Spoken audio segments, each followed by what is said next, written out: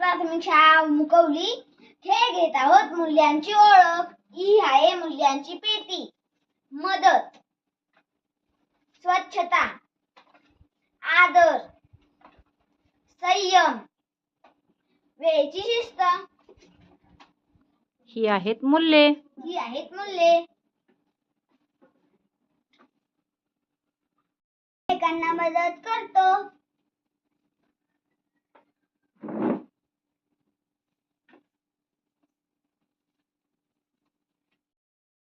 घर व परिसर स्वच्छ ठेवतो.